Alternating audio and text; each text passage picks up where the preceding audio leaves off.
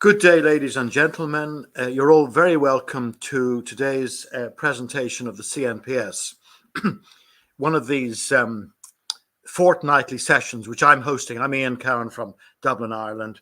Today is the Feast of the Epiphany. I think it's actually called the Women's Christmas in Ireland. So there's a bit of a tradition of sort of honouring all the ladies who've been providing fare over the Christmas and New Year period. Today we're delighted to have Jim Keene back. Now, Jim was very kind. He's one of our regular contributors, but he was very kind to offer to give us these two talks over the holiday period. In other words, just the week before Christmas and now the week into the new year. There's some continuity, I think, in the two talks. The first one, in other words, 2 weeks ago was on quantum gravity mechanisms. And I think the thesis was that it was surprising, perhaps, that looking at the quantum mechanical aspects or the discreteness of all the, starting from space and all the other elements emanating therefrom, could explain things not only in the microscopic level, but also on the macroscopic astronomical level. So using Jim's tool of binary mechanics. Now, he's following on today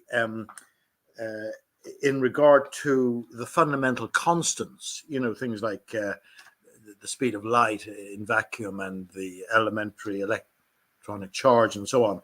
He says these are, I suppose, heretofore considered unexplained observations, just maybe random constants. And he said he claims that physicists had a chance and they blew it, to be quite blunt, in Jim's words. They had an opportunity window of over 100 years between first measurements of major constants and their derivation from first principles by BML, binary mechanics laboratory, or maybe something analogous to that. Jim then further goes on to say they failed to quantize and lost the physics grand championship race. A widespread doctrine in the physics community segregates important unexplained observations into a special category, the so-called universal or fundamental constants, and acts to deflect attention away from endeavors to call science and physics by grots. Well, maybe I'll leave it up to Jim to explain a bit more about that. Now, let's say today the session will be divided sort of roughly into three parts. Now, let's see. I think the best way of describing it is that for part one, we're just going to show a video, which I have on the screen here, and I haven't looked at it, so we'll go through that as it occurs. And then part two, we'll have a second video. These are reasonably short videos. I think something like 10 minutes. We have second one, and the third time, then I think Jim will basically come back and give more of a presentation, maybe with PowerPoint slides, dealing principally with things like cosmological redshift and the expanding universe. Now. Between those sessions, there will be an opportunity for a very brief Q&A, but we want to keep it very focused on the part that has just preceded that discussion. So in other words, unless any of you in the green room, our valued participants, I'm just looking to see who's come in, really want to say something, I'd like to leave it until the end of the session, the end of part three, and then we can enter into detailed conversation about what Jim has been talking about. Now, if any of you in the green room have any specific point that you just want to say very quickly about, you said A and I think B, or did you really say A, we can bring you in. And also, I'll have an opportunity of perusing the comments which have come in through social media after each session. And if any particular comment or question related to the previous part comes in, we will address it. So I just alert you that if you have any question about the part that is currently being played, just put it in the question, say a question for Jim on part two, and I'll deal with it. Now, just prior to giving the floor to Jim, and he'll then ask me to put up videos and so on. We have the president of the CNPS, David de Hilster, actually in the green room today. And uh, David is obviously keeping an eye on what we're doing, and he's actually, given us some quite positive complimentary remarks on how these things have been running. So maybe I'm not doing everything wrong. And of course, Roger Anderton and Franklin, who are helping in other weeks as well. But David wants to say something about the annual fundraiser strategy that they have developed, and he's asked me to give him about 10 minutes, which I'm delighted to do. So yeah, okay, we have Soren Stark has just logged in. I don't know who that is. So David, the floor is all yours now. I'll bring myself down for the moment, and it's all up to you. Okay, well, thank you so much, Ian, and I want to thank Roger Anderton, also Nick Percival and Franklin Hugh for keeping these very vital talks during each week during the entire year. It's not easy to do. I know I've been doing it for many years before that, and they've been doing an absolutely great job. It's been really exciting, a lot of the talks. In fact, you can just go look, and almost every one of them have hundreds of views, and for us, that's pretty amazing. But I am the David D. Hilser. If you haven't seen me, been around, I hope to be more visible in 2024. I've just been busy in my personal and professional life. Lots of great things happening, but I just not been able to do this. I have been, of course, watching everything that's been going on, all the graphics and all that kind of stuff, getting it set up, the emails and all that. I'm still participating in the background. But again, I want to thank so much Ian and especially Roger Anderton for their great work. Like I said, you don't have to take my word. Just take a look at all the video views that these things have been getting. So great job by all. But I'm here to talk about our annual fundraiser. It costs around $3,000 for us to actually keep this whole thing running on a let's see, I'm going to do an entire screen. I think it's better that way. Keep this entire organization going because we're virtual, and the annual fundraiser, we look at our bank account. We need about $3,000 every year, but we do have people paying their memberships every year, and I want to thank them all. From $35 a year to monthly, 25, 30, 50, even monthly. And I want to thank all of those members for doing that because that money keeps coming in. But where we are now, I'd like to at least achieve about $2,000. I myself will donate, of course. My father, who's also a member, will donate. If we only got 20 people to donate $100, we would be in good shape. And I do want to thank everybody from last year. We had some generous donations and have generous donations, quite a substantial amount. And when those things happen, of course, I will send an email personally from our organization for that. But this is our webpage. We use a service called Give Butter. I'm not sure where that comes from, but of course it's the internet. You can probably read about it. But this is our annual fundraiser page. You can go to it by going to let me see. I think I can do some stuff here. Let me create a banner. So if you want to get to this page, let me write it. You go to fund. There we go. I'm going to be typing. I'm actually typing on a new one of those ergonomic ones. So please fund natural philosophy. philosophy.org. That's what it is. It should be there. So that's there. And let's see, fund. I should be able to show that now. There you go. So if you go, if you go to fund.naturalphilosophy.org, you'll get to this, or you can go to actually givebutter.com, CNPS 24 for 2024. And I'd love to invite all the members. If you've been enjoying all of this and you've been here, if you're a person who's talked here and and taken advantage of our great platform and our great organization, because in my opinion, we are the best organization out there to allow true critical thinking, that you should at least consider contributing to the cause. It helps out a lot. And if you really want to do it, you can also become a member. If you go to our website, here I'll show you our website, naturalphilosophy.org. You can become a member. There's memberships, so you can sign up for annual or monthly, and it's automatically taken out. So that's good. And you can see here we have at the top, if you log in, if you log into our website, you will be able to see this donate button. And I'm going to be putting it all over the place. So, but for now, especially those who have been here very frequently, who attend, who enjoy this, I do encourage you. If we, like I said, if we get 10 people, 20 people to put in 100, we're good. But we certainly always would like to have a bank account that's not making my hair any. I can't get any more gray. But again, it is a really great website. You can see down here. It will explain. You want to hear the story about who we are. I mean, we were founded in 1994 by Dr. John Chappell.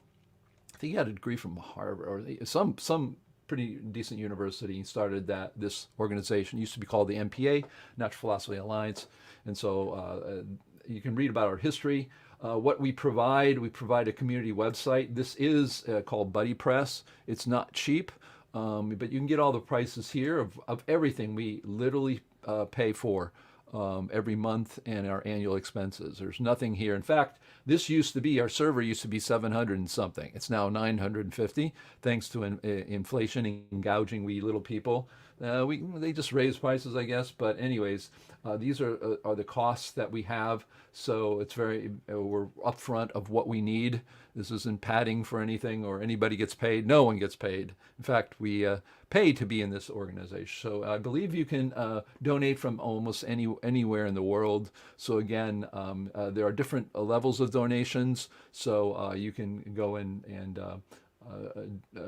click on that and see which one you want, as little as I think $10, $10, all the way up to hundreds of dollars, and we've had even more than that. So it's greatly appreciated. If we can go beyond this, it just makes it easier for us for the next year. So again, I want to thank everybody, and we're going to be talking about this weekly. I'm going to also send it out in our newsletter. If you haven't subscribed to our newsletter, come up here.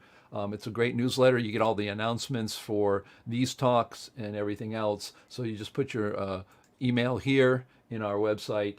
We do have our other website, which is really a website that brings a lot of attention, which is Beyond Mainstream. And this we got lots of views. In fact, if you go over here, you can kind of see where we're at. I think we're almost 150,000 views of this website. So it's a website that brings a lot of attention to us. And so I hope to see you guys more this year. Hope to come on and participate as I did before. Also bring in my dissident science community. But again, I want to thank everybody who's been involved with the CNPS, all the members, all the people who are involved with this great organization and its tradition, its decades of tradition. And again, I want to thank specifically our hosts, Ian and also Cohen, and also Roger Anderton, who has been hosting a lot of the other days that I have not been hosting. Been very kind to step in. Really great stuff. I do bop in now because, and remember, you can click on the YouTube channel when you see these come up and subscribe and get notifications. So, we do. Look at that. Franklin Hugh made a donation right there. You can see it is live. Thank you, Franklin. All right, let's get. No, I'm kidding. I don't. We got too much time and too many things going. But thank you so much, Ian. If you want to come back, that would be great. And get this on the road. I'm sure they're enough about hearing about the fundraiser, and get to what we're all about. But this doesn't happen without that. So again, thank you so much, Ian, for what you guys been doing. Well, thank you very much, David, and thank you for keeping the time. Actually, you didn't take 10 minutes; you took just over 8. So, and we're very glad. I'm certainly very glad, and I'm sure everybody else is, to hear that you will be coming back. Albeit maybe periodically, because we do miss you. I think you have a certain sparkle that certainly I lack. I think I'm a bit more morose in giving these talks. And we'd like to have you coming back and helping us and so on. And thank you for the kind words as well. So now, Jim. Jim is based in a very pleasant clime, actually. Clime. He's based in Dominica in the Caribbean. And would you believe it that I have received an offer just very, very recently, in the last week actually, from another gentleman in that part of the world, Trinidad and Tobago. So we're hoping to have a talk from him very, very soon, actually. And if you've been listening to some of the talks recently, you'll probably know who I mean. So, Jim, I've added you now, and it's Hello. completely to you how you want to do it. I think you may want me to show the video. I have them on my desktop. You just tell me when. There may be a delay of a few minutes, but I'm giving the floor completely to you. Okay. If you need me, I'll bring myself back. I just want to make a very few brief introductory comments. Oftentimes, we can take two roles when we're talking about a particular body of scientific inquiry. If one is an investigator, one can speak as a principal investigator, and of course, one's ego is involved, and so forth. I would like to strive in this presentation and elsewhere as well to try to play the role of a reviewer of my own work, and to try to dissociate my own personal persona and ego from the work, and to look at it in terms of what its significance might be. Secondly, by way of introduction, many of the people here participating on these naturalphilosophy.org presentations are questioning current and past theories of concerning electromagnetism, Newton's laws, relativity, both special and general, and traditional, what I might call incomplete quantum mechanics. And all of these are based, in my opinion, on one theory, the theory that space and time are continuous, and that energy, in fact, is continuous, so that energy density can actually be infinite in singularities and infinities and so forth, which is sort of a fantastic notion. So I'd like to try to act more as a reviewer, which might help. Now, everything in terms of the foundations of binary mechanics, it is based upon the three postulates that space, time, and energy are quantized. You notice previously energy has not been quantized, even though we have Planck's constant, which is the so-called action constant, which is energy, which is in units of energy times time.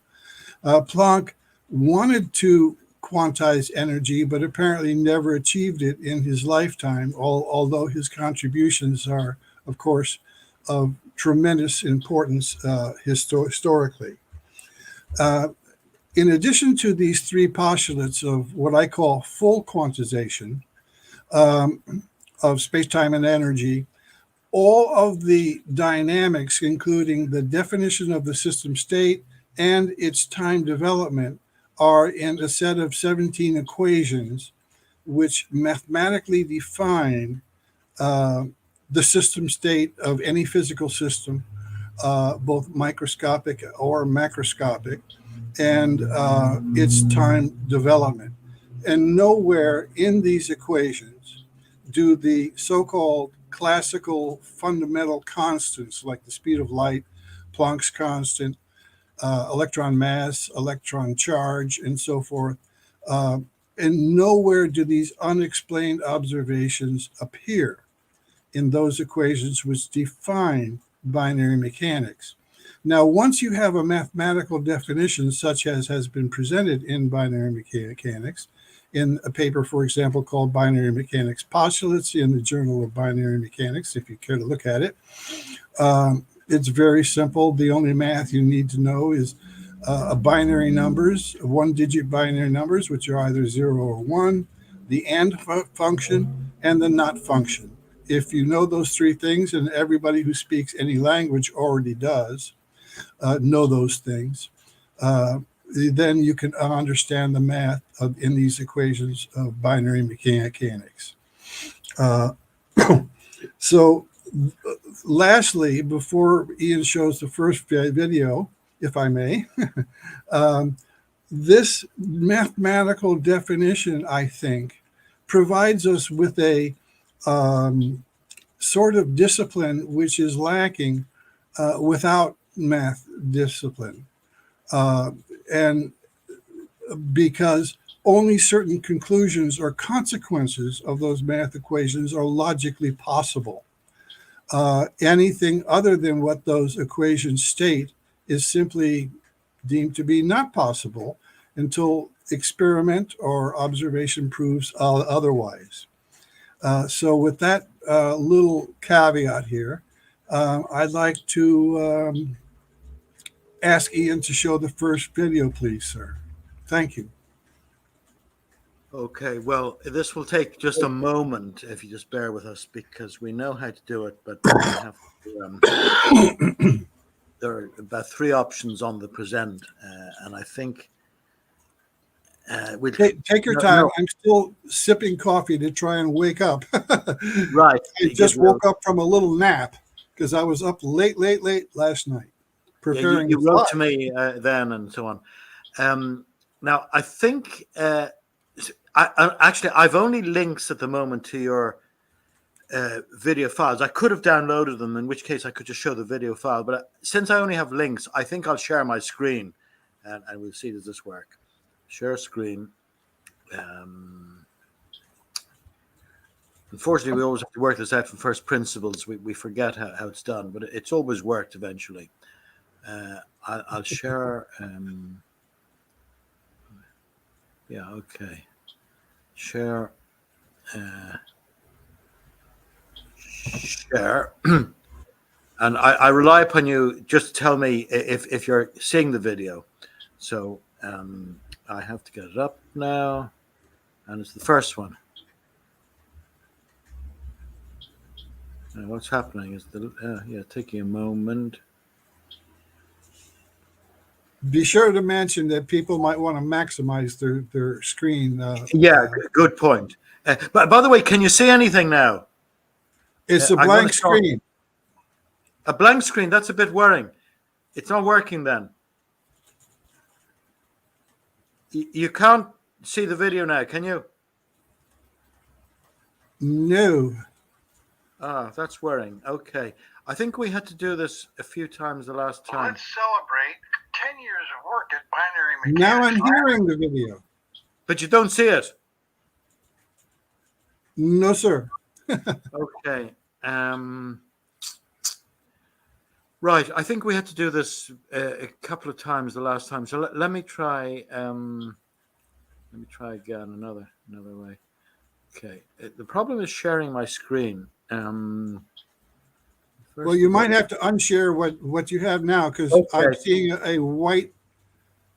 I think all that displayed is a white panel. So you're back to normal, are you now? Yeah, we're back to normal.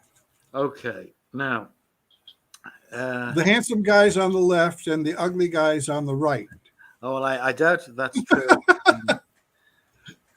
We're both gray. The handsome guy is wearing glasses. Looking maybe for our ages. Now, I think it was this business about what I'm sharing. I might look better if I put my glasses on. Nope. Yeah, I mean, I actually only need glasses for the computer or for reading close up, and I would take them off. But things are blur now, so I just keep them on the whole time. That's new to me. Now, the question is, do I share my entire screen or the window or the Chrome tab? I think we'll try the entire screen this time. Yeah, well, no, what you do need to do is that you need to click on present, and then share screen. Yeah. And then you need to select the specific YouTube screen and make sure that share audio is also checked. Oh, well, maybe I've made a bit of a mistake because I'm sharing my screen first, and then as soon as that works, I'll then bring up the video. The video is on my desktop at a link. So can I Oh, do it well, that way? you want to bring up the video first and have it Oh, paused okay. first. Okay. And like I Okay. said, you have to use the option when you do share screen. It will say Chrome tab, and this actually only works on Chrome. So I hope you're using Chrome as a browser. Well, funnily enough, I that could be a problem. I am using Chrome as a browser, but I happen to download a PDF of the email with the links in it that Jim sent me, and that has gone into what's it called, the other one, the Microsoft one. So I better get rid of that, and I So better when bring you it do up. that, that's going up on Edge. Edge, yeah. Yeah, in which So that's case you wrong. need to copy the URL from Edge and paste it into Chrome. Okay. Well, what I'll do is I'll get it up on the email, which is actually in Chrome. It's just a question. Alternatively, if you can send me the links, I can share the video. Yeah. Okay. Well, I'll just try this quickly, and if Yeah, it just doesn't try work, it, see if you can do it. yeah, Should be able to do it. it worked the last time. It just took us a few minutes, which is unfortunate because I'm just people. I hope you just bear with us. We should have it now. Let me see now. Here it is. Okay. Here we are. Now, so you say bring the first video up and pause it, and then I'll start playing around with the present.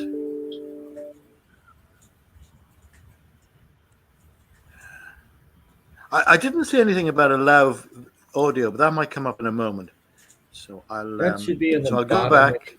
on the Chrome, share Chrome window, Chrome tab. Okay, well, I'll go back. I'll say present. And what do I present? Maybe share screen. Share screen. Right. Here we are. It's looking nice. It says video, actually. Well, there should be a Chrome tab window and entire screen should be your options. Exactly. It's allowing me. So I just say share. Oh, also share audio. Yeah, that's on. Yeah, also share audio tab. Select Yes. the video share and then now. click share. It should work, hopefully. Okay, well, right now we're seeing your Gmail screen. Are you? Maybe it didn't do it then. It's sharing a screen, but not the one that has your video in it. Okay. That's odd. Try again, but I'll try it. I put the URL in the private chat, Franklin. Okay. Do you want to do it, Franklin? I mean, I will succeed, but it might take me another few minutes. So if you can get up immediately, I'll give you another few moments here, Bat. Let's see here.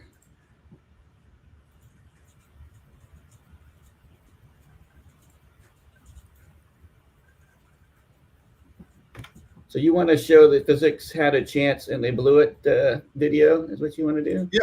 Yeah, that's the first one. And Okay, then well, there's the let's go link to ahead the and second see whether video. I can present that and for the sake of expediency here. Thank you, Franklin. Okay, there's the video. excellent, very good. You're the man. Yeah, Okay, your What? review. There's a Thank brief you. ad at the beginning. Machines that actually And understand. maximize your screens, yeah, participants. just a moment here. We're kind of like, why? In the bottom right-hand corner, there's a possibility of maximizing your own screen. Yeah, let's see here. Well, the other thing I need to do is I need to switch out to no, that's right. That's right. It should have been. I don't know why I was getting ads.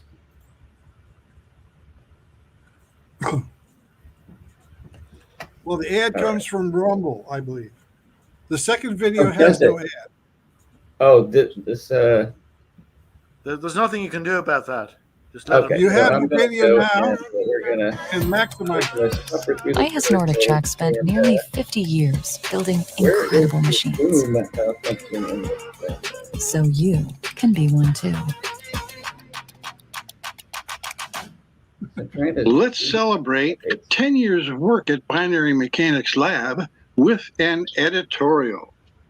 The first ever derivation of so-called fundamental constants from first principles of quantum theory was a historic event. The first of over 90 papers on binary mechanics appeared in 2010 in the Journal of Binary Mechanics. But the first paper deriving Planck's constant was not published until 2015. So physicists around the world had some 5 years to win the century-long physics grand championship race, a major missed opportunity. They had a chance to win, and they blew it. Instead, Binary Mechanics Lab crossed the finish line and won the greatest race in physics in over 100 years. That was a long race, 100 years. Table 1 is the unexplained measurements wrongly called fundamental constants: light speed, electron rest mass, Planck's constant, elementary charge, which were first measured by these gentlemen in these years. So the fundamental constants equal important unexplained observations. They were first derived from first principles by Binary Mechanics Lab in year prime, right here.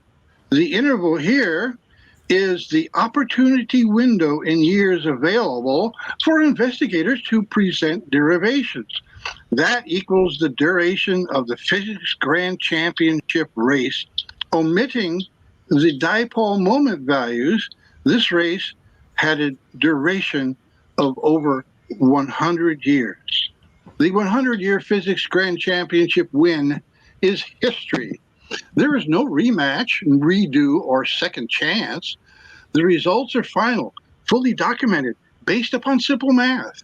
The initial derivation of Planck's constant in 2015 was followed up with additional derivations of essentially all the so-called fundamental constants, which previously were in fact the greatest body of unexplained observations in physics. Now, don't you think people should try to explain them?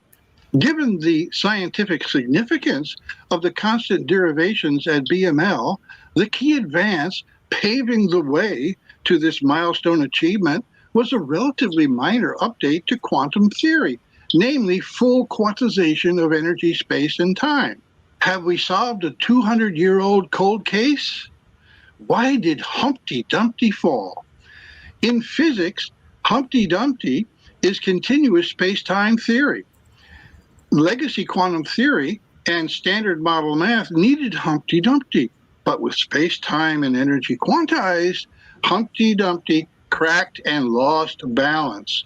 Instead of a powerful cannon, Humpty proved to be a fragile egg, and none of the king's men could put him back together again. The king's men, of course, refers to the elites and mercenaries, that is to say, paid workers in the physics cartel. This, boys and girls, is the backstory of the current regime change in physics, as full, complete quantum mechanics, known as binary mechanics, replaces partial, incomplete quantum mechanics. In retrospect, it appears that quantum physicists had barricaded themselves in defensive fortifications, such as university physics departments and U.S. national labs, to protect their creed of continuous space-time, which attempted to portray particles, their position and momentum, with real number math tools at every point in space and time. They had declared, in effect, a moratorium on any new quantization in their physics work. What happens when quantum physicists refuse to quantize? Thus, when Binary Mechanics Lab handed to the physics community the key advance of full quantization on a silver platter in 2010, quantum theorists completely missed the boat.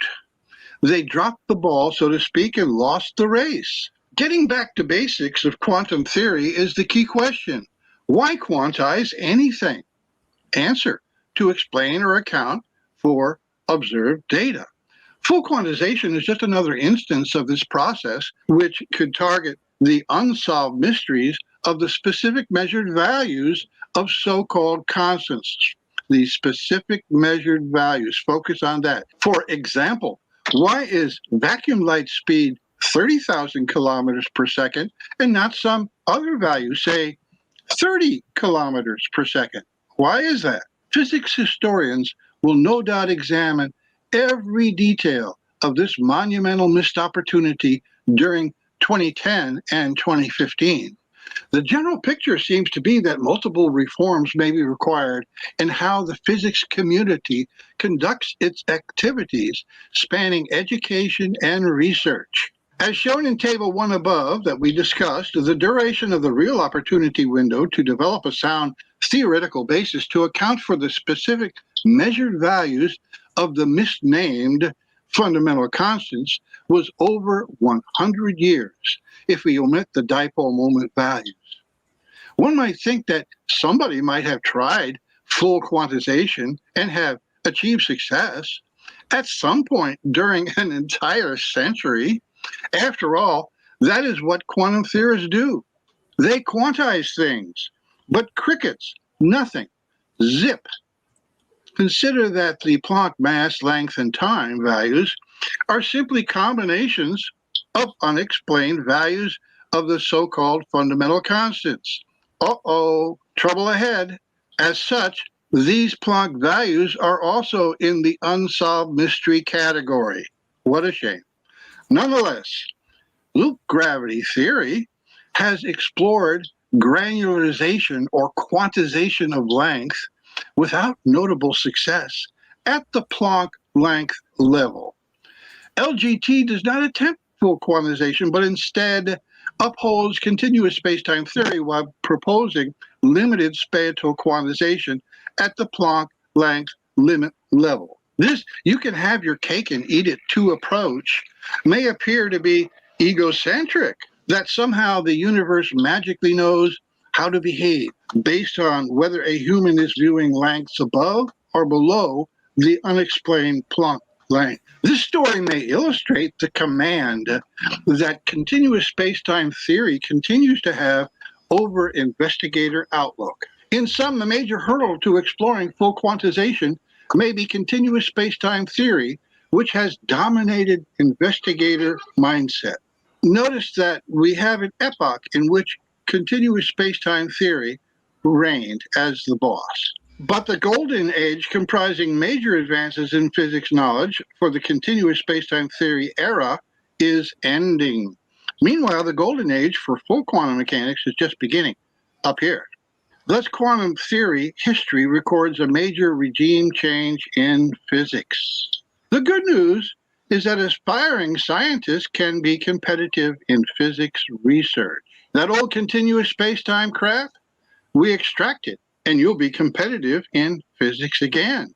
Further good news is the abundance of additional opportunities, more constants to derive from first principles, more detailed examination and replication of many pilot studies in the Journal of Binary Mechanics, more fundamental questions to address with further research, problems in all specialties of physics, many new races to win. Be the first to cross those finish lines. You have a chance. Don't blow it. I will be good, says the dunce.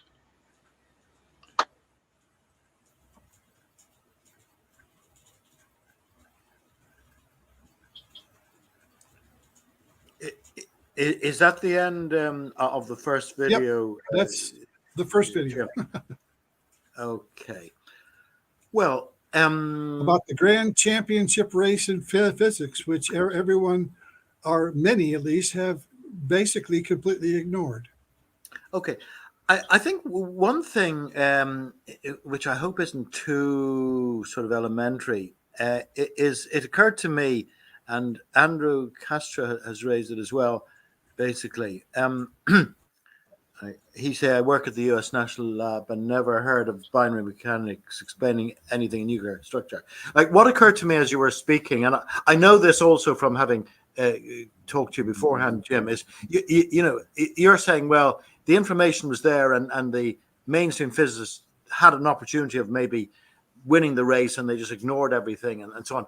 But I fear that binary mechanics and your further ideas of quantization have not been promulgated to the mainstream, or if they have, they've been ignored. Do you think that's unfair?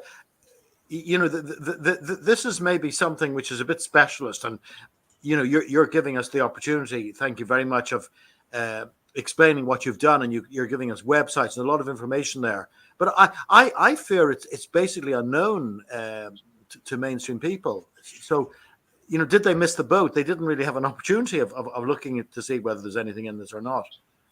Well, the highly esteemed Andrew Castro, thank you, sir, for your comment, has heard about it now. And well, so there's the mathematics, there are all of the studies that I've done, and one can evaluate those. Thus far, nobody has challenged or successfully challenged this work in terms of its mathematical postulates or the results that have been presented. I agree that perhaps I need a Voltaire, like it is often said by historians, which I don't know whether this is correct or not being a professional historian, but that Voltaire was sort of useful in promulgating Newton's ideas. And so maybe binary mechanics needs its Voltaire. Right. Or sometimes one might say the Thomas Henry Huxley promulgated Darwin's ideas. He was like the bulldog, a bit more forceful, went forward and started arguing with people and so on. Yeah, we could use a bulldog too. Yeah. But we don't want to bite at anyone. We depend, I believe in meritocracy. And so that things should sink or swim based upon their merit. Yeah. Okay. He's come back again, Andrew, but right. Well, I don't want to labor this too much because Andrew, and I think if I may say so, Kev, who's living in Ireland as well, I think he's a Kiwi. Both those gentlemen, are quite proficient at giving very, very good comments actually in the chat. But they're obviously coming at it from a more mainstream point of view than many of us would. There's no problem in that. We're not partisan. We're here to discuss physics questions. So, well, I think Andrew Castro was here 2 weeks ago, and he may have missed that part of it. But in the background session at the beginning of the presentation 2 weeks ago on quantum gravity mechanisms, I did present the model of the proton, which, as far as I know, is the most successful model, and of the proton. So there you go. So you're saying it accorded with experimental observable data and so on. But anyway, look, on your own admission, and I think I complimented you on this last time, you said you were going out of your way to test your postulates of binary mechanics and maybe giving more credence to the possibility that they were wrong and so on. So Andrew and perhaps Kev, who's probably not here today, they're maybe a good instrument for criticizing you and maybe getting your own mind thinking as to whether there is anything wrong. He's saying where the experiments were. I suppose a lot of the information is available on your website. Andrew, they're in the Journal of Binary Mechanics. I covered a whole set of them in the presentation 2 weeks ago, and you can find the original papers in the Journal of Binary Mechanics, which is a free online journal. Okay. Now, there will be an opportunity at the end. I think you've agreed to this, Jim. At the end of session 3, we've just completed part 1. We have 2 and 3 to go, to come back to any of these questions. And I don't want to cut off anything. Well, Andrew's questions are valid and important, and we've answered them.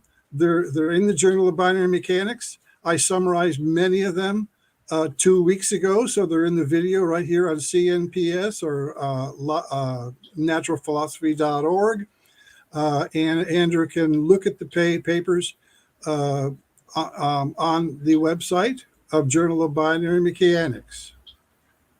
And it should help Question as well, because he's been asking quite a number of questions.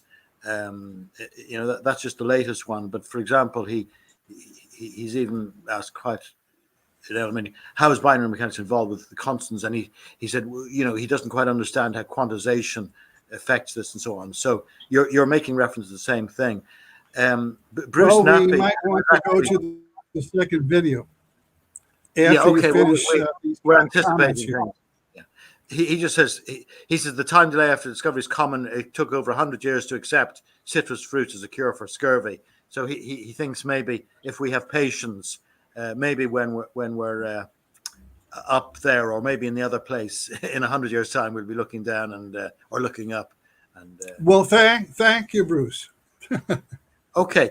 Well, now I really want to move on, but if there's anybody in the green room, maybe just one very quick comment, although I would prefer that you keep it until the end, so that nobody is actually waving his hand. And I'll be inviting you to come in at the end, just anything means. So let's go on to the second video, if you agree to that, Jim. And maybe I'll ask Franklin. Thank you, Franklin, for your expertise. Because what I did when I was trying to really a superhero for these live. I left the presentation. You probably noted that for a few minutes, and I had to bring myself back. So unfortunately, even though I've been using, these techniques, well, you yourself said that we were very good considering our age. When we were youngsters, there was just slide rules and pens and paper. Franklin is a good bit younger than us. So, but thank you, Franklin. Thank you. Video 2. Hey, did you forget something at the Bearskin store? We just wanted to let you know that we reserved your Bearskin hoodie 3.0 for you, and you can still get it for 60% off with free delivery. Hello, this is James Keene at Binary Mechanics Lab, your one-stop depot for reverse engineering the universe and the latest advances in particle physics. The fundamental physics constant doctrine hides the failure of popular physical theories, including legacy quantum mechanics and both special and general relativity. The so-called fundamental constants are in fact the greatest body of unexplained data in physics. Really, how could that be? The doctrine acts to obscure the now obvious fact that these unexplained observations comprise basic unsolved mysteries in physics. Instead of addressing these basic questions, the doctrine teaches that these observations are essentially a sort of no-go zone for theoretical physicists. First, these observations are typically confined to a short Appendix A in physics books, wrongly labeled fundamental constants. Second, the natural units in basic equations help hide the fact that the measured values of these constants remains unexplained, although these values are used as input parameters. Third, accepted interrelations or dependencies among these constants indicate mathematically that they contain redundant information and could not be fundamental. Finally, binary mechanics is thus far the only comprehensive physical theory to derive the values of the so-called fundamental constants from first principles. Here we have in Figure 1 the greatest body of unexplained data in physics. Woohoo! Sold by obedient physicists as fundamental inputs required by incomplete, flawed physical theory. It says Appendix A, fundamental physics constant. When you have the glasses off, With multi-millions in research funding, the scientists appear very authoritative. The greatest body of unexplained observations in physics is the so-called fundamental constant. So Appendix A should say, most important unexplained data in physics, light speed, Planck's constant, and so forth. News alert! Binary Mechanics Lab published first ever derivations of basic physical constants from first principles. Now we have idols in a sacred temple. The fundamental constants doctrine advocated in the physics community consists of a dogma and propaganda, misdirecting attention away from endeavors that we call science and physics. The axiom synonym might suggest that these so-called constants might be treated as givens or assumptions, like idols in a sacred temple, outside the purview of physics research. Never mind that they are a major body of unexplained measurements, which would normally be the object of intense investigation to discover a credible theoretical basis for their observed values. Here's some definitions and synonyms for doctrine. A supposed special status for many of the so-called fundamental constants has been reinforced by descriptions such as universal constants, universal in nature, immutable, and non-derivable from more fundamental principles. Workers remove the light speed idol from the temple. Light speed measurements are said to date back to the 17th century. However, prior to binary mechanics, there was no account of why vacuum light speed was approximately 30,000 kilometers per second instead of some other measured value, say 10,000 or 90,000, or how about just 30 kilometers per second, without reference to other unexplained constants. Expression of light speed as a function of other unexplained constants does not qualify as a derivation of a measured value from first principles. We'll see more about that in just a moment. Hence, the first ever true derivation of light velocity from first principles of quantum theory was a historic achievement. In short, one of the non-derivable idols in the fundamental constants temple crumbled. Here we have where we're going. The primary physics constants, we'll refer back to this in a moment. Workers move new physics into the temple. What if a supposed constant is not really constant? Some believe that discovery of such variability would imply new physics. Two of several examples might be mentioned. First, Figure 4 shows results of a 2016 study where light speed depends upon vacuum energy density, which added important amendments to Einstein's postulate of constant vacuum light speed.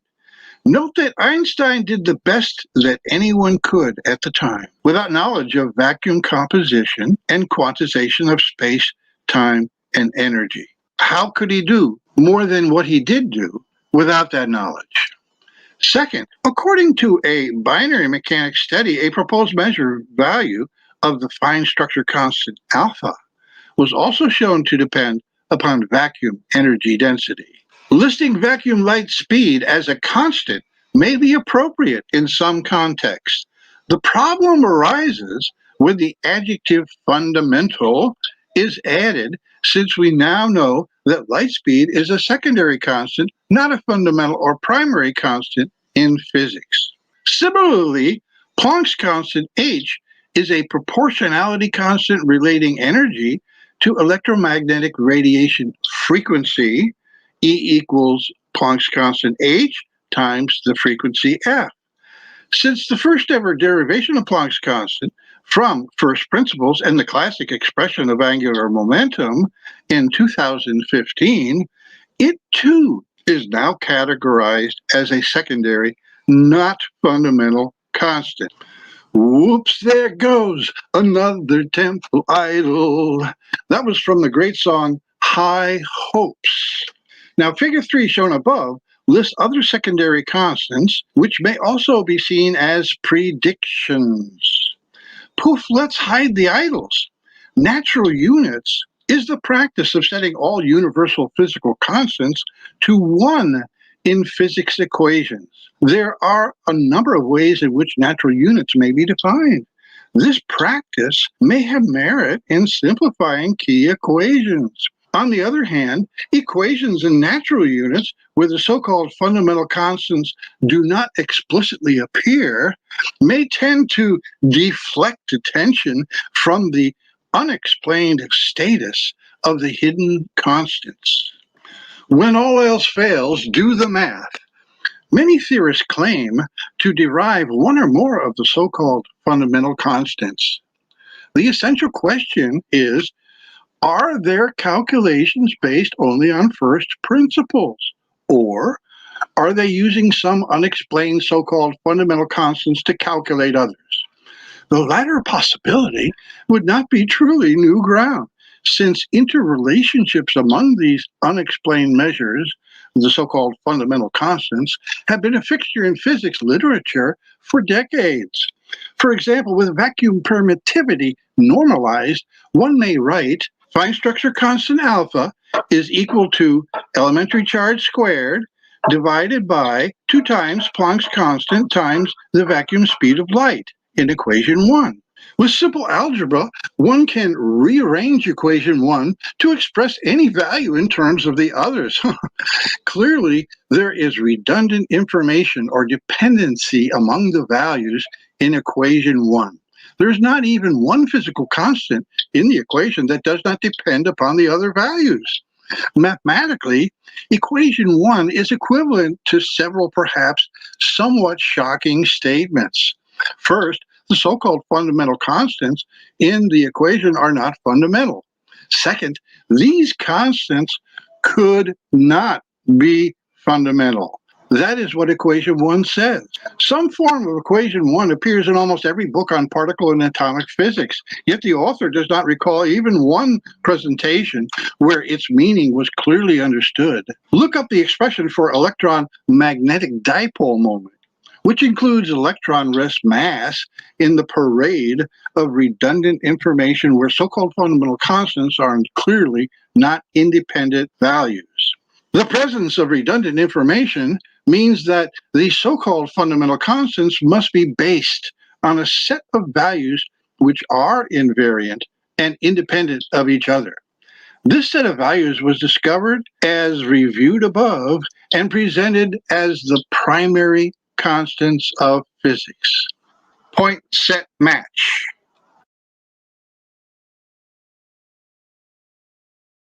Hello, this is James Keene at Binary Mechanics.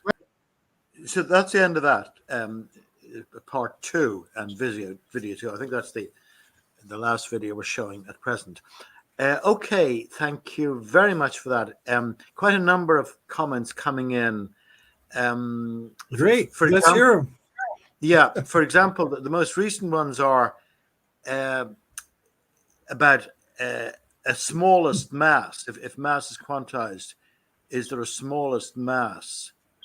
Yes, that would be the electron mass in my figure 3. And one can go to the website, which is binarymechanics.blogspot.com or binary-mechanics.com, which redirects you to the site that I just mentioned, which is the Free Journal of Binary Mechanics, in the paper on fundamental constants doctrine. That's where you'll get that information. Yeah, I think maybe John Hodge is getting at that.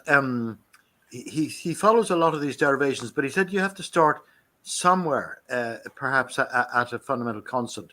Many have calculated constants in terms of other numbers, so the trick is to reduce the number of starting numbers. But I mean, you sort of start with the fundamental dimensions of MLT, not constants maybe of mass, length, and time, do you? And then you derive all these constants. John Hodge has a point, and a valid point. For example, there are only 3 fundamental constants for length, time, and mass in which follow from the postulates of quantization of space, time, and energy. And so, however, a whole number of other constants can be derived, as shown in Figure 3 in that paper, which was shown very briefly in the video. So you could either stop the video there or just go to the paper. And that figure appears in many papers where the so-called primary constants for mass, length, and time are used, are shown how they can give you the values. The observed unexplained values are previously unexplained, but now explained values for the speed of light, Planck's constant, alpha, electric charge, electron mass, etc. And this even includes partial charge. Now, many of us here at many of the participants at NPS are, can I say, less familiar with the history and fundamentals of classical quantum mechanics compared to, say, Newtonian mechanics. So I've been somewhat of a bird flying alone in some respects here in these contexts. But Andrew Castro is one of those who has some background in the classical, what I call partial incomplete quantum mechanics. You have to quantize space-time and energy to get away from the failure of the theory that those are continuous values and all the defects that results in. When you quantize those, you get results which are fantastic. And so the fact that Andrew says that a lot of people don't know about this yet is maybe an advantage, because it gives those of us who do a sort of monopoly on fundamental advances in physics, perhaps for a number of years to come. Now, Andrew is now saying just because a smallest mass may or may not exist doesn't tell you anything on if mass is quantized. Well, I guess that's true. You have to start with a postulate. Any theory of physics starts with postulates. And so binary mechanics started with 3 postulates that space-time and energy are quantized.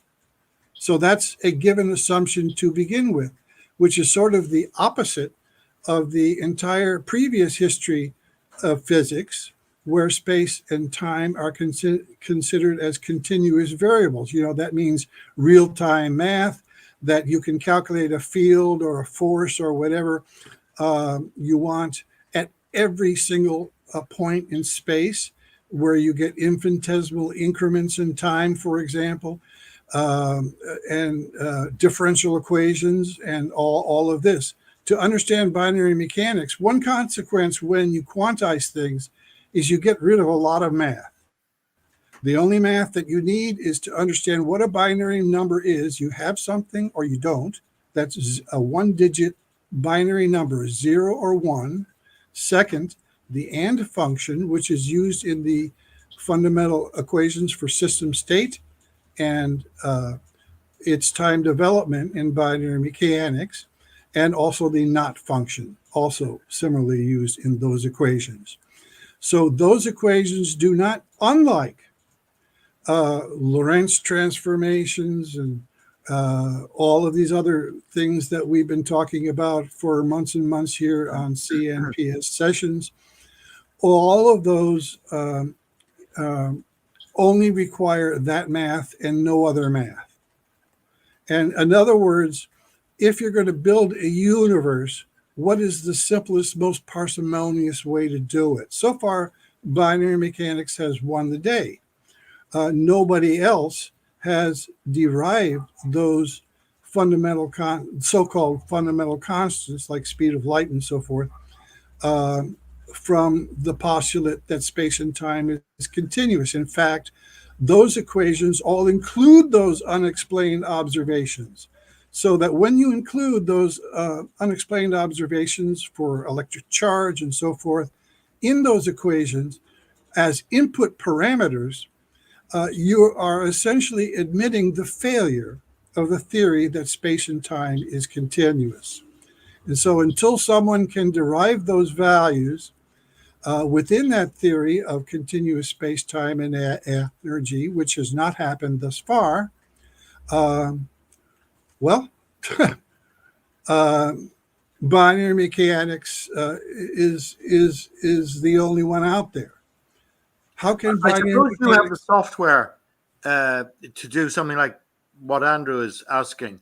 How can it be used to simulate it? Oh yeah, that's going to be the third part. I have some slides on that. Great, Andrew. By the way, email me. I'm at jamesjkeene@gmail.com. I'll put that in the private chat. Keene, yeah. A very elementary question, which we may have dealt with before, is where does the name binary? I mean, of two, where does that come from? Okay. Once you quantize space and you have a length constant, okay, this defines an undividable volume, an undividable area, undividable length. That's your quantization of length of space. Now, if that is truly undividable, it can only have one thing in it. That's the m variable, or the energy variable, and I call it mathematically a one state or a zero state, so that each of these little volumes can only have one thing, and that's your binary number, all or none. If you allow having two things or three things in this elementary volume, this minimal possible volume, as far as we know, then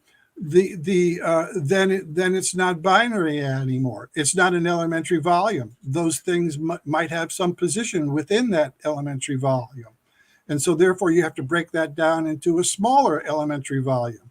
So once you depart from what we've had for, well, can I say thousands of years? I'm not a professional historian, so give me a little bit of a break here. But let's just say thousands of years, the idea, or what I might call the illusion, that space and time is continuous, like witness this screen right now with me talking and Ian watching. It all appears very real, but it's very continuous, doesn't it? But it's all digital in terms of its mechanism of operation. Well, the universe is about the same way. It's all digital. We live in a binary universe, and we're captives within it. So it is what question is asking about, effectively. Well, yes. So how does binary mechanics apply to binary codes such as 0 and 1? Well, that's the first of the 3 bits of mathematics you need to know to fully understand binary mechanics, what a one-digit binary number is. And it is, the permissible values are only 0 or 1, which can be, in binary mechanics, that would be you have something there or you don't. So that's how abstract binary mechanics is, and it has to be abstract. Now, if you want to stick with the old way of the last several thousand years and live with the illusion that space, time, and energy are continuous variables, you wind up with infinities and singularities and all kinds of ridiculous notions, which are more akin to mysticism, magic, and miracles, which we might call it science theology. That's the point that I made at the very onset of today's presentation, that with the 3 elements of math that you need to know, again, the binary number, the one-digit binary number, you need to know that. And everybody who speaks any language, usually at the age of 2, 3, or 4, understands what yes and no means. They understand what I have something or I don't have it means. When mom asks, is that the cookie in your hand? You either know yes or no, there's a cookie in my hand, or it's not there. So even little children understand this math. The other two items of math are the and function and the or function. If you speak any language, the and function and the not function, everybody, even little children, and anyone who speaks any language whatsoever, by definition, knows what the not function is. When mommy asked, did you go to the store or not? Even little children understand that question. They either went there or they didn't go there. That's the binary answer. And they realize the meaning of the word not. Okay. And as far as and function is, if your mommy asks you, even at a very young age, 3, 4, whatever, 5 years old, did Jack and Jill go to the store or did Jack go alone? Little child, even little children understand and logic. And logic, it's true. If both Jack and Jill went to the store, it's true. If only Jack or only Jill or neither one went to the store, then that statement, Jack and Jill went to the store, is false. And even little children understand that logical mathematics. So you only need those 3 items of math to under 3. I'm putting up 3 fingers just in case anyone doesn't know the meaning of the word 3. That's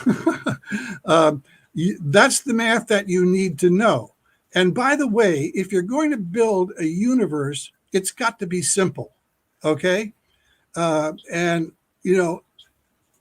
how can you possibly build a universe based upon the math of that one sees based upon the illusion of continuous space and time? String theory comes to mind, for example, as the poster boy for inability to generate hypotheses and experimental verification, as well as complexity, and so that if building a universe from the elemental volumes of the length constant in binary mechanics that either are in the 1 state or the 0 state, in other words, they have something or they don't, is considered difficult. Well, that's a piece of cake compared to building a universe based upon the math that you see in other theories, which all require input, again, from unexplained observations. So I'm trying to bring science back to real science. We have unexplained observations, explain them. By the papers on binary mechanics website go as far as they've gone up to date to do that. No one else has succeeded. And so if there's any alternatives, I'd love to hear them. Well, Jim, so there are some more questions coming in, but I take it you still have to go through your part 3, which is your own description and summary. Maybe some of it you've covered now. Isn't that true? Well, so actually, that soon. The part 3 gets into the cosmic redshift and expanding universe questions, which is sort of additional material.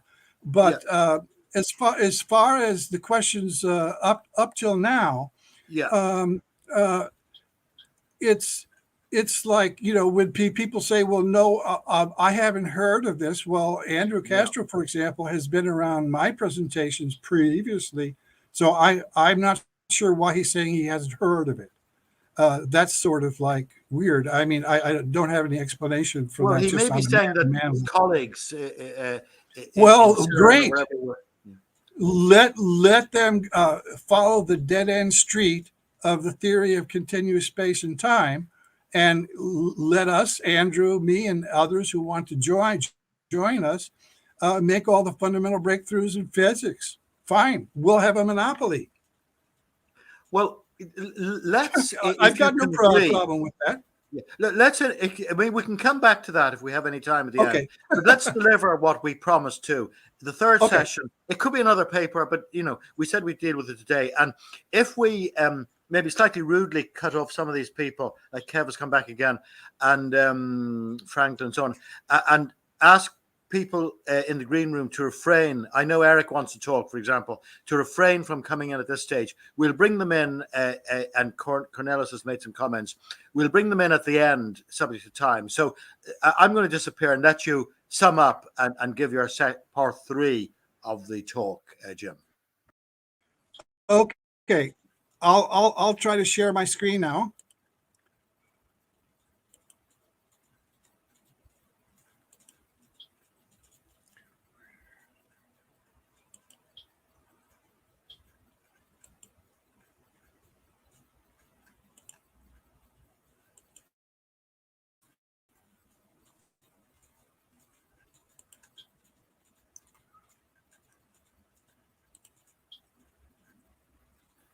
Right. I think I have Okay, to bring it up now. do you see the first slide? I have a screen there.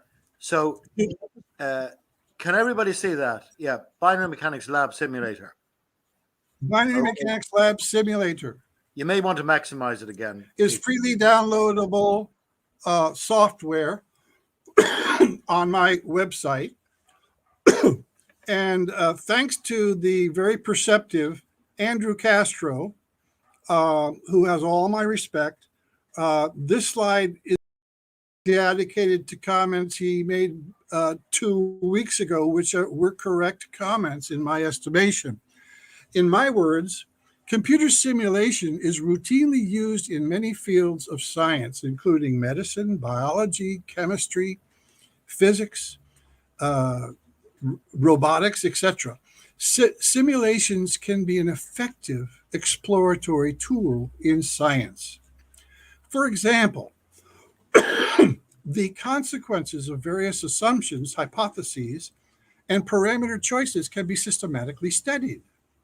Results of many studies in the Journal of Binary Mechanics, which again is at binarymechanics.blogspot.com.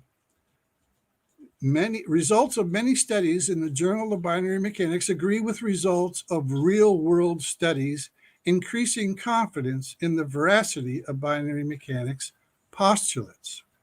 These results do not prove particular postulates. Their potential value may be in generating designs for real-world observational or experimental studies which might confirm the simulation results.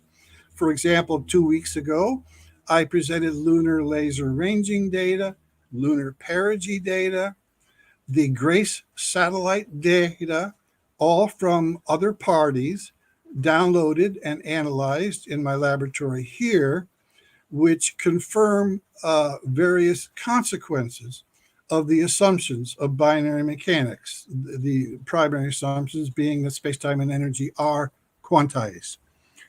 And so their potential value of the simulations may be in generating designs for real-world observational or experimental studies, which might confirm the simulation results. Now, let's start with the idea of vacuum, our perfect vacuum, the word perfect meaning there's no what we believe to be particles in it, such as protons and electrons and so forth, that this idea of perfect vacuum as being empty space. What we did here in this study, which is a simulation study now, is we started with initial densities ranging from 0 or nothing, no one state locations in the simulated volume, up to 100% that they're all in the one state. This would be a highly energy dense area. Now you notice that one consequence when you quantize space, time, and energy, particularly space and time, is that you come up with a maximum value because if each volume or elementary volume in a region of space is in the one state, meaning it has something, you might say, intuitively in poetic language. The language of math is just that its state equals 1. Then you have the inescapable conclusion over here on the right that there is a maximum energy density. It can't be infinite, like is said to be, at least by some people, in the center of black holes and so forth and so on. So here we have, starting with a range of initial densities, we allowed this to cool down in what's called running the binary mechanics lab simulator in what's called vacuum mode. In vacuum mode, it just means that any quanta or one state that move outside of the simulated volume are simply lost. What happens is that the temperature cools down and you wind up with the final density at 0 Kelvin, where there's zero particle motion and where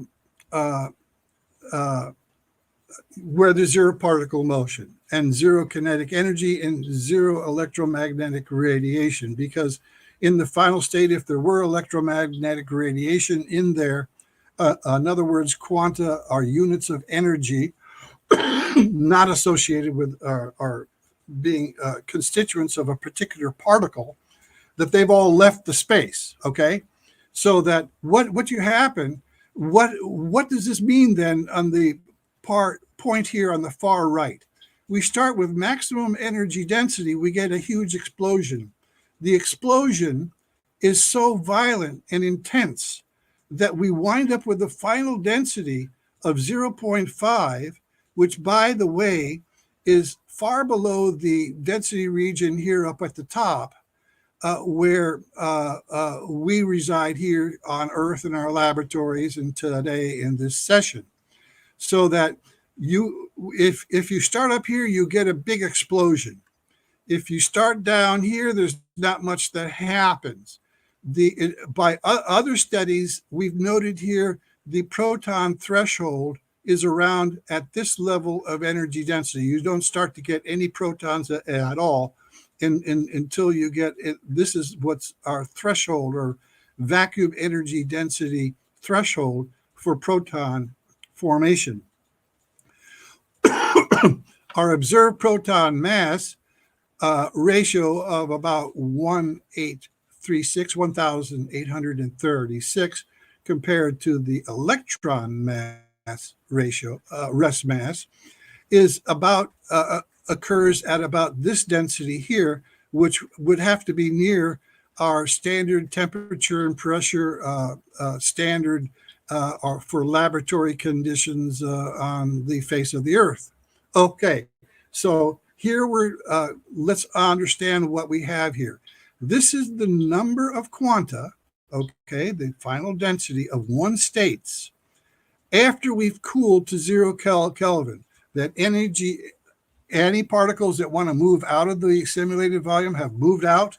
Any electromagnetic radiation, which is units of energy not forming particles, has also moved out. And what we have left is what's shown here by the upper blue curve. Okay, just to relate to other studies, this region of initial density here, it has been defined in binary mechanics research as your plasma region. This is your lepton quark soup region. Now, for those that work at CERN and have associates that do so, such as our esteemed Andrew Castro, why don't we call this the quark gluon soup, as you'll see in literature. What we have here is the lepton quark soup, because up here at these energy levels, and this would be a topic for another day, the leptons actually predominate in the lepton quark soup, and it gets so dense that actually there is no particle. There is very little particle detectability within the soup. It's just almost like pure energy up here. And so that this is one problem that CERN has. They talk about proton-proton collisions at up to energy levels of 13 or more TeV, that's electron volts of energy on the energy scale. What they're colliding is two beams of lepton quark soup, not protons at all. So that you can see, Andrew, that all that they're doing, they don't even know what they're doing at CERN.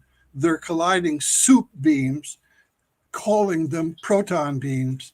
So they're really out of their league there. And as far as I'm concerned, let them stay out of their league. Okay, that's not where the discoveries are to be made. Now, what do we gather here? From this total final density at 0 Kelvin, I did some calculations as to the particle constituents and how many units of energy is involved in their composition, and subtracted out those to get the number of units of energy in the pure perfect vacuum, which is the pink reddish curve here, the pink curve.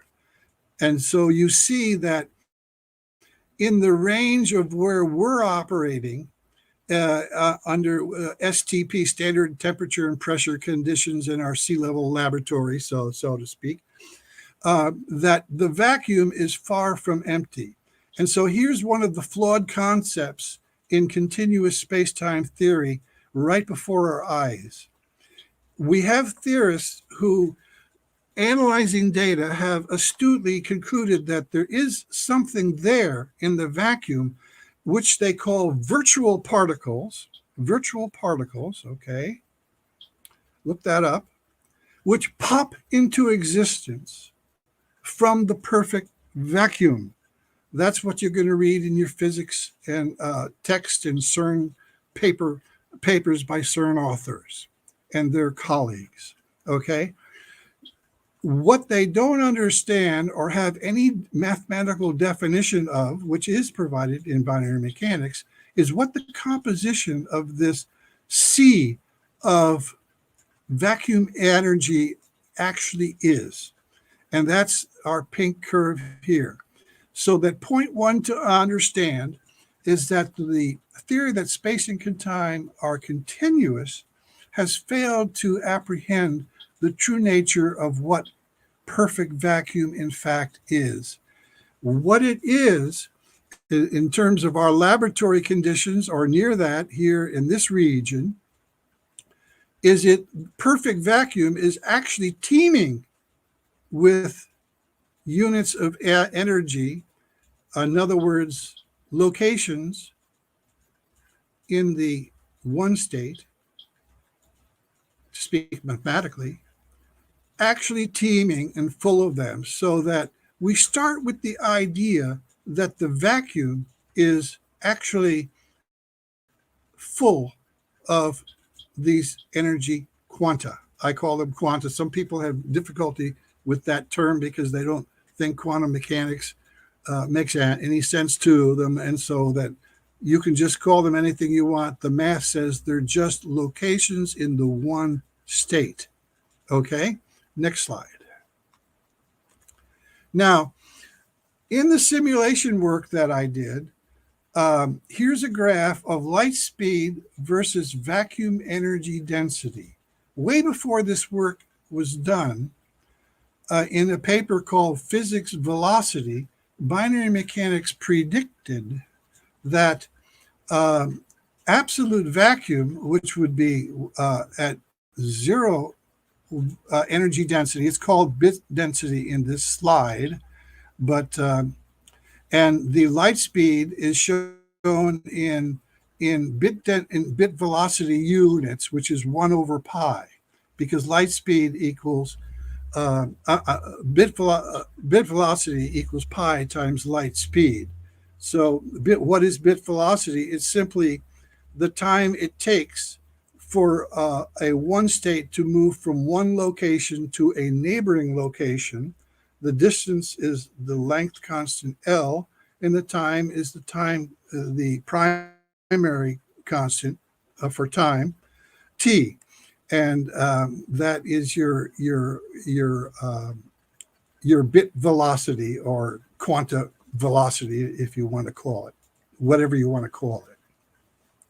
And so that in units of 1 over pi, we see that binary mechanics for these bit densities in measuring the speed of light gives you a very close approximation to 1 over pi, which if I, just off the top of my head, it's approximately 0.312, or excuse me, 0.319. And so you have these values here. Now, the prediction that at a certain bit velocity in this lower region here, the vacuum is opaque to light transmission.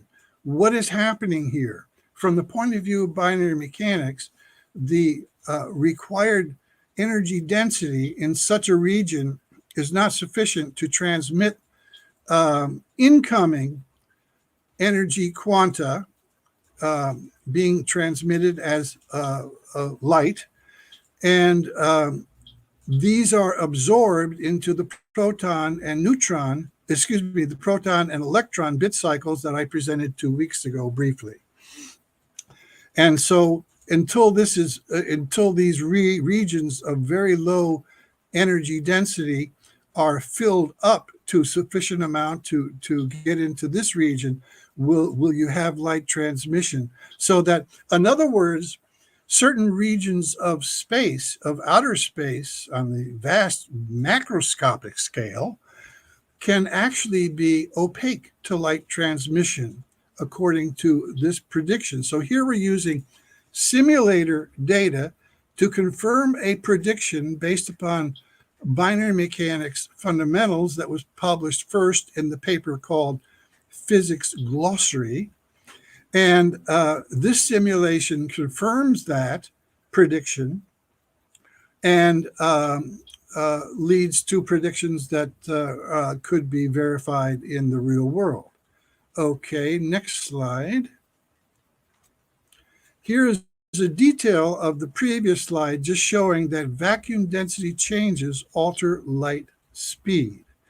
And we see that this relationship here.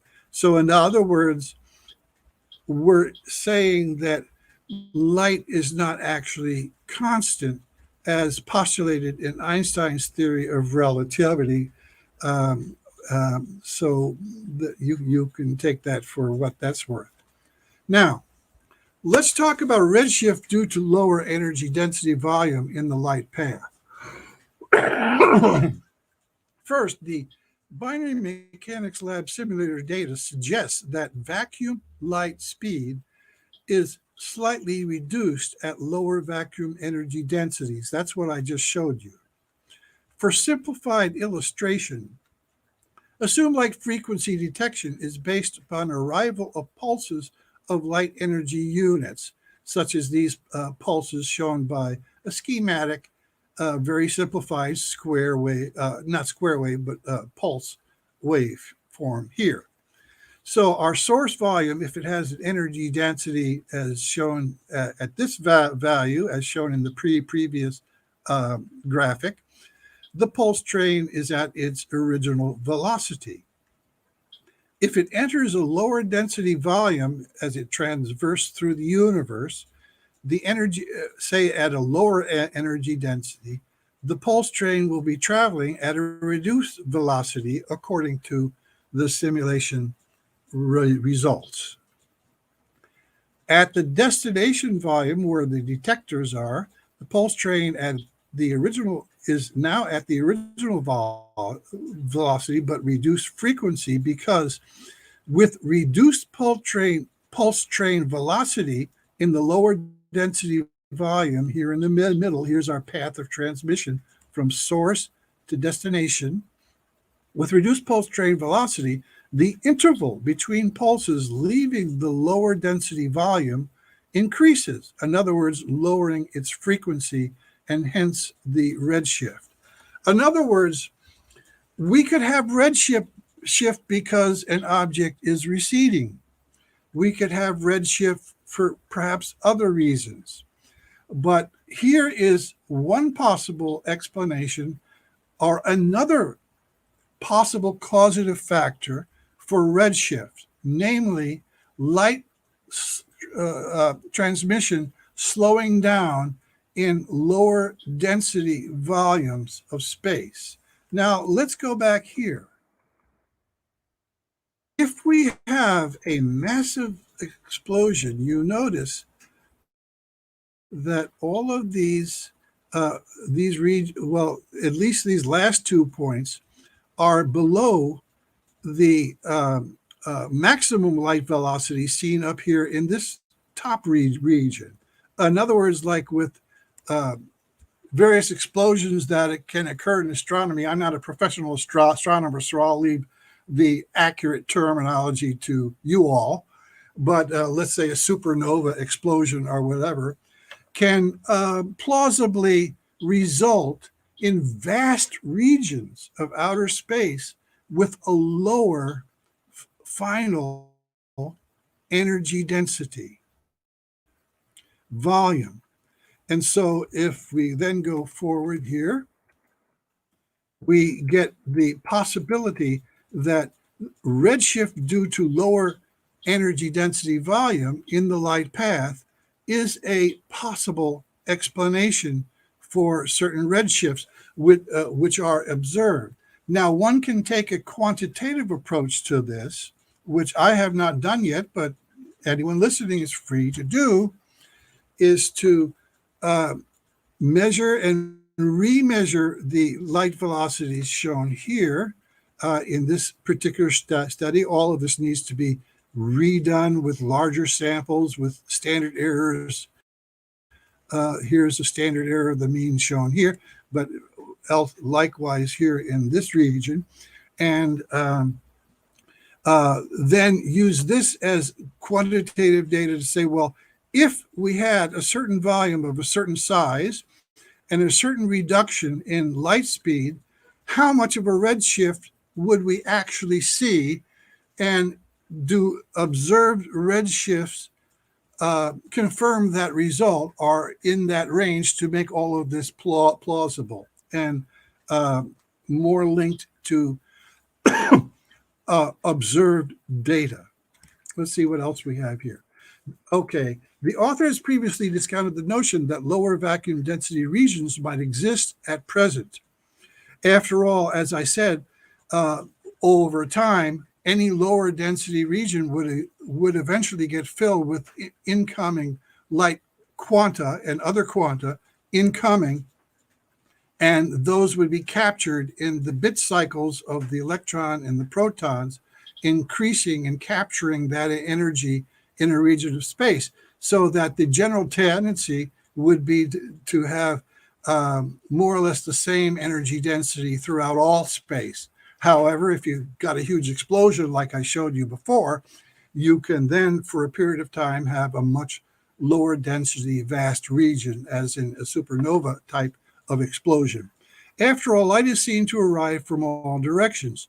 Through billions of years, the universe history, one might well assume that the vacuum has been sufficiently filled with one state bits or quanta, or the states of our elementary volumes here, to provide an extremely uniform, transparent transmission media for light travel. On the other hand, perhaps to coin a phrase or not, the universe is a big place. Hence, it might be premature to assume that significant variations in vacuum density across across possibly vast volumes do not exist. Perhaps large enough regions of somewhat lower vacuum density showing light speed do in fact exist, and if so, the quantitative implications might be carefully evaluated in relation to the expanding universe theory. Now, in other words, one can play around with some of these numbers and see if they come up with some credible results in terms of what is actually observed in terms of amounts of redshift, for example. Now, another point to be made here, and this is the final point, and thank you for your patience. If large regions of the universe do indeed have lower vacuum energy density, further predictions of binary mechanics are that much of the energy of light emitted by distant objects would be absorbed into bit cycles for the proton and electron in the lower density regions transversed, and therefore the observed intensity of light from these objects would underestimate their brightness because some of the light never arrives. It's absorbed in the lower energy density areas. If these predictions are correct, the continuing filling of lower density vacuum regions might be detectable. For example, particular slow rates of increasing brightness of selected sources, and the distance of certain bright astronomical objects may have been significantly overestimated in astrophysics literature. So here we're saying that one of the features of binary mechanics is that it generates a huge number of hypotheses, and all of these are potentially checkable by observational or experimental studies designed to test whether or not these predictions are true or are verified by actual physical observations and experiments. I think that, let's see, what else do we have here? And I'm sorry to intervene, especially as you said that was the last point, but we've actually less than 20 minutes left. Jim. Okay, let's stop there. Let's stop there. I'll unshare my screen. More information, I think we had this discussion on a previous occasion.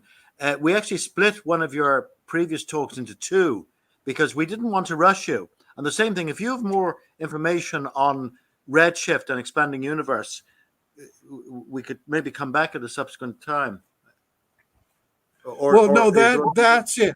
I just tacked that on to the first two videos to illustrate the point that unlike some theories, binary mechanics generates a lot of hypotheses. Some of these hypotheses, as presented 2 weeks ago, I've tried to pursue using lunar laser ranging data and the lunar perigee data and the Grace satellite data to disprove the prediction of binary mechanics. I failed to disprove it.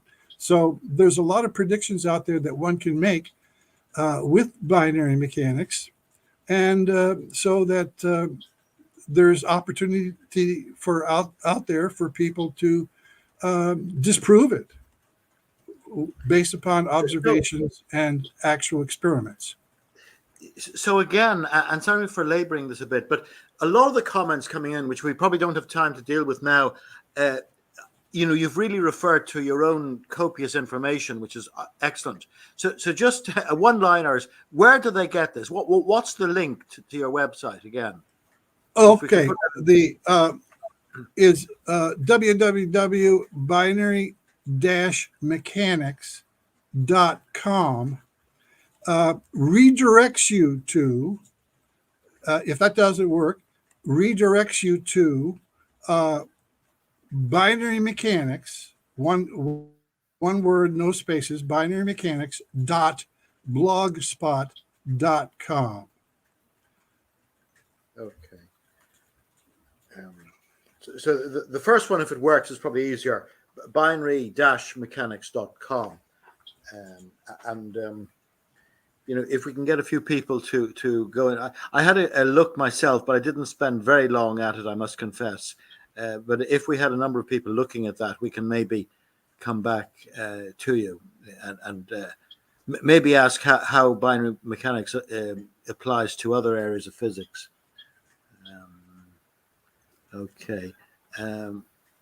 So as a theory of everything, it would apply to all areas of physics. Right. Okay. Well, I think the remaining 14 minutes would be best served by asking one or two people from the green room to come in, because I had sort of one or two requests. I apologize to people who've been putting in the questions in the last, say, 15 minutes. they're very germane, but they are really an extension of the earlier discussions. And Andrew and others have put in comments. There's nothing maybe very, very specific to your part 3, and if there are, they can maybe email them.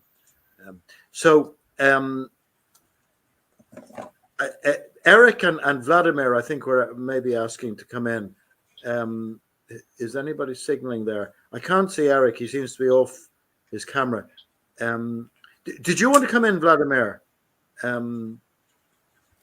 Yes, I would like to ask questions.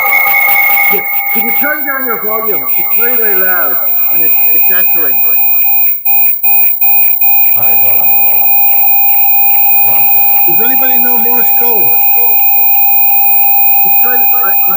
You're up twice, actually. I'm going to try the other one. Can you speak there? Yes, I can speak.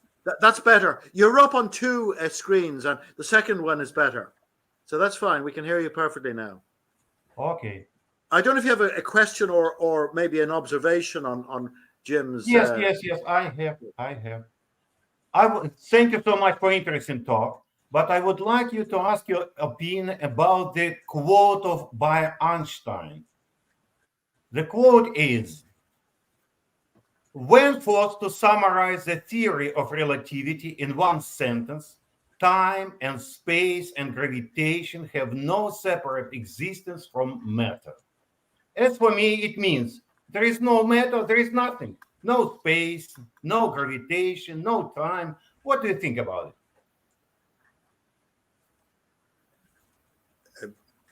Jim, what do you think about? Well, I think there is that's a philosophical question. As far as the science goes, I think that the parameters used in physics for mass, length, and time can be need to be quantized in order for fundamental advances to occur. So far, those who have not quantized these values have failed to explain the values of the unexplained constants, which are in fact unexplained observations. And scientists should preoccupy themselves with what is unexplained. Rather, it appears that many in the physics community have simply given up and used these unexplained values as input parameters for their equations, which means that their equations are in fact unexplained physics as well. Okay, thank you very much for your answer. Let me continue my questions. What does it mean, this quote of Einstein? It's a classical physics, means that even space, time, and gravitation are emergent phenomena. Emergent phenomena means that you have some quantum objects, you know nothing about them, and then you analyze their ensembles of these quantum objects, and only then you can introduce space, time, gravitation, and so on and so on.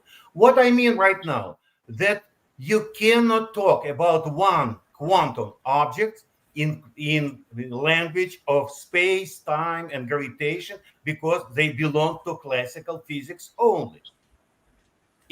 I agree with you. In quantum mechanics, we must not use these even notions, time, space, gravitation, because they don't belong to quantum mechanics. We must not use continuous t and x as a coordinate or time. It doesn't have any meaning of it. You don't need to use them. You cannot do it. You use your continuous classical calculus in quantum mechanics. It's absolutely wrong. You should have totally different approach. Well, we're on the same wavelength there. We're on the same wavelength there.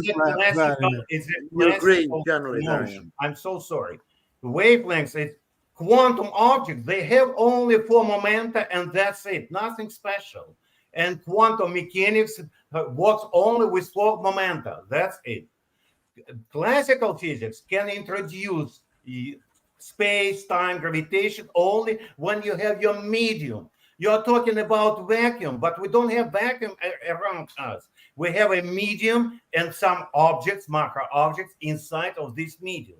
And to your knowledge, let me tell you, in the medium, we have two-thirds of overall matter in our universe. I mean, usually world.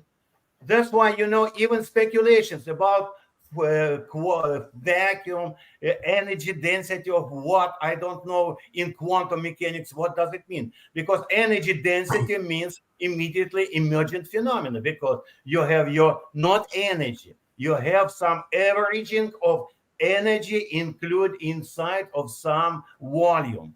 But volume energy you can introduce only in classical physics when you have a lot of them, ensemble of quantum objects. That's why every quantum object like proton, electron, you cannot talk about them as a classical object. That's why, it's two different stories. If you're doing your binary mechanics for quantum mechanics, it's fine. I have nothing against it.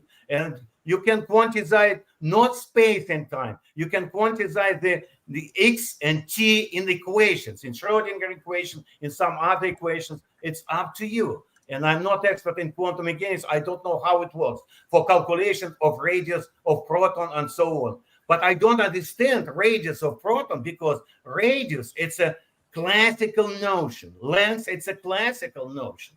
That's why what you're talking in quantum mechanics, I have no clue.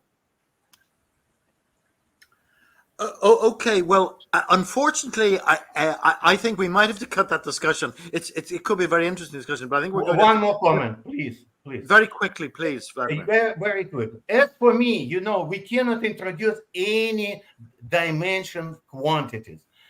Any real theory must be on a dimensionless quantities. And in my model, what I developed for 22 years, I have only two dimensionless parameters. One of them is dimensionless Rydberg constant alpha. You named it fine structure constant. It doesn't mean anything for me. And the second one is a quantity Q. It's a dimensionless quantity. It is really a large number. That Dirac's number. Well, that's a little bit off topic, Vladimir. That's it. You don't need anything. All these fundamental concepts, they don't exist. Actually, if I may be bold enough to say, we're still waiting for an offer from you, Vladimir. You're invited to give us a talk. Yes, I would like to have a series of talks, because I cannot talk about everything in one presentation. So you need to send me an email with a proposed title and a description, and I'll allocate a date to it. Okay, please. I sent you already some information about my talk. I have a plan about 7 sessions to talk about it. And one of them, it will be the first one, the medium of the world. And I will explain all the difference between quantum mechanics and classical physics in the first presentation. Okay, well, that's interesting, because a question came in asking whether you accepted quantum mechanics and special relativity. So quantum mechanics. A general response, if I may, is that I don't dwell so much on what we can do or can't do, and you can't say this and you can say that. I'm more data oriented. I look at I'm trying to look at observations, measurements made, and find the best, most parsimonious theoretical basis for them. And so I'm more data dependent, if you will. It sounds like I'm chairman of the Federal Reserve Bank of the United States, being data dependent, as it were. So I'm more interested in accounting for actual observations, rather than trying to just throw out what we can say or can't say or whatever. I don't have much. But observations are classical observations. That's why You're looking for classical notions, classical parameters, and you're trying to talk about this, quantum mechanics results. Quantum mechanics results, I agree with you. For quantum mechanics, we must not use continuous values. It should be all operators, or it must be some numbers only. That's it. I absolutely agree with you in quantum mechanics. But to go to classical notions, please have an ensemble of your quantum objects. Find these, emergent numbers, emergent phenomena, and only then you can compare these numbers to the real classical measurements. Okay, well, thank you very much, Vladimir. I'll bring you down for the moment. Thank you so much. Thank you for the comments. And if we can leave that maybe for further addressing at a later stage. I just want to check if Eric had asked for the floor, I think much earlier. We only have a couple of minutes left, Eric. Look, Jim, if you want to say something very quickly. Yeah, Jim, I don't see what you're talking about. I've looked at your website a long time ago. There are many good experiments in the history of physics that I hope that you can get back to see that there's plenty of good reasons for these fundamental constants, like the charge constant, the mass constant of the electron, and Planck's constant. They're good experiments for all that. But first, what about this light speeding up when it gets less dense? No, you have that backwards. Just look at light going through any medium. Light slows down. Do it in a vacuum chamber. Light slows down when you have denser. Everybody knows that. And also this business about the frequency changing. If you just put light going through a piece of glass, it may bend or something, but the frequency is the same. The frequency does not get lower going through a dense medium. The frequency stays the same. It may change different colors and different angles, but when you come back out at the same angle, the frequency is the same. That's one thing. So I'm saying go back to the old experiments where people figured out what these constants were. The place that I tell people to go to is J.J. Thomson's experiment for the charge to mass ratio of the electron. And he just uses Newton's laws and measurements from the experiment. Go back to the experiment and see what you get. Then they did like an oil drop experiment to decipher what the charge constant is. And then from that you can calculate the mass constant of the electron. And there are all these great experiments, like Planck's black body distribution for his constant and the photoelectric effect. The photoelectric effect actually is about the E to H ratio, or the E to M, or the M to H ratio. So you get these constants from experiments. They're not just pulled out of the air or anything. Plenty of experiments. So you just go back to good physics books, elementary physics books, you'll see where these constants came from. They're not arbitrary, pulled out at all. So, okay, I'm just saying. So I don't understand what you're talking we're about. We're rapidly running out of minutes. I must. Yeah, I don't understand what he's talking about. And really, in a nutshell, Eric, 2 points. I'm talking about briefly address. I'm talking about alternative assumptions. Yeah, I've seen the theory that space-time and energy are continuous. I've seen you said enough. It was painful to listen to all your assumptions. I'm going to go.